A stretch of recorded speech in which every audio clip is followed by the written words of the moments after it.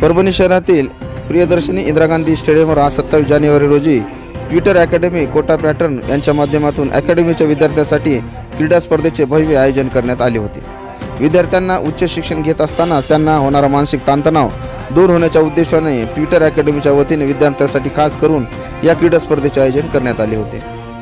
या क्रीडा स्पर्धेत कबड्डी, क्रिकेट, व्हॉलीबॉल, रस्सीखेच आणि इतरही क्रीडा स्पर्धांचे आयोजन करण्यात आलेले होते। 2 दिवस या स्पर्धा चालणार असून यामध्ये विद्यार्थ्यांना स्पर्धेमध्ये विविध बक्षीस देखील ठेवण्यात आल्याची माहिती ट्विटर अकॅडमी संचालक प्रमोद देशमुख यांनी माध्यमांशी बोलताना दिली आहे। प्रमोद देशमुख, संचालक ट्विटर टाइम अकॅडमी परभणी।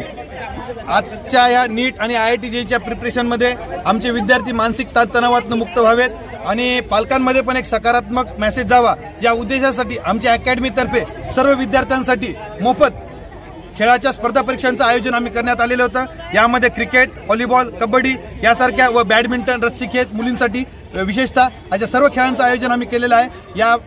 या उपक्रमाला विद्यार्थ्यांचा आणि पालकांसुद्धा उत्स्फूर्त प्रतिसाद लाभलेला आहे। चला, या उत्स्फूर्त प्रतिसादाला आपण नोंद करून पुढच्या वर्षी याहीपेक्षा मोठा इव्हेंट कसा ऑर्गनाईज करता येईल त्या संदर्भात आम्ही विचार करत आहोत। आणि सर्व पालकांना माझी विनंती आहे की इथून पुढे शिक्षणाबरोबर खेळालाही खूप प्रोत्साहन द्यावं आणि तसंच जिल्हा क्रीडा संवर्धनानं आम्हाला स्टेडियम आणि ग्राउंड उपलब्ध करून दिलं त्याबद्दल त्यांचे खूप खूप आभार। आणि किती दिवस चालणार आहे आणि हे इव्हेंट 2 दिवस चालणार आहे, आज शनिवार आणि रविवार। कुठल्या स्पर्धा आहे यामध्ये क्रिकेट, व्हॉलीबॉल, कबड्डी, तुमचं बॅडमिंटन आणि रस्सीखेच या 5 स्पर्धांचं आयोजन करण्यात आलेलं आहे। विविध बक्षीस देण्यात आणि यामध्ये विद्यार्थ्यांना त्यांच्या पात्रतेनुसार विविध बक्षिसांचं आयोजन करण्यात आलेलं आहे।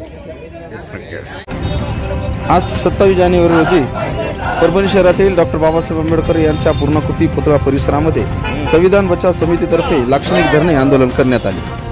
राज्य मंत्रिमंडळाच्या बैठकीत सत्यशोधक हा चित्रपट करमुक्त करण्याचा निर्णय घेतला गेला। मुख्यमंत्री एकनाथ शिंदे यांनी चित्रपट टॅक्स झाल्याची घोषणा केली।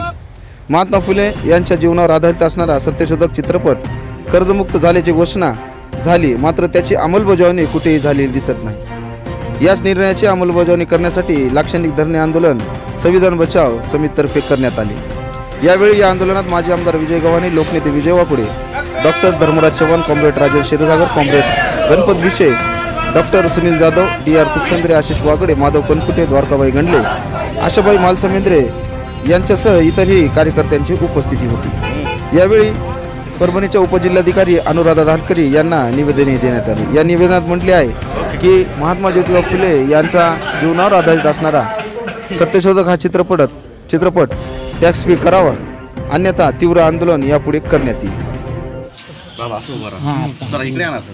सत्यशोधक सिनेमा हा करमुक्त करण्याची घोषणा 1 महिन्यापूर्वी राज्य सरकारने घेतली।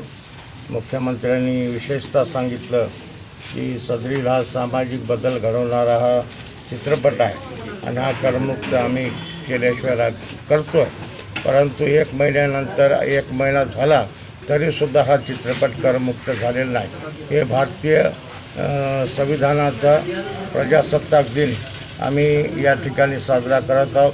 संविधानाचा अमृत महोत्सव आहे आणि या संविधानाच्या अमृत महोत्सवामध्ये हा चित्रपट का करमुक्त केला जात नाही। या राज्यामध्ये काश्मीर फाईलसारखा चित्रपट हा करमुक्त केला जातो, परंतु हा सत्यशोधक हा सिनेमा तमाम बहुजनांना प्रेरणा देणारा हा चित्रपट आहे आणि त्यामुळे यामागं नक्कीच सनातनी नेत्यांचा हात आहे। या राज्यात सनातनी राष्ट्र निर्माण करणारे काही नेते या ठिकाणी आहेत आणि त्यांच्या दबावापोटी मुख्यमंत्र्यांनी हा निर्णय घेतला नसेल असं आम्हाला वाटतं।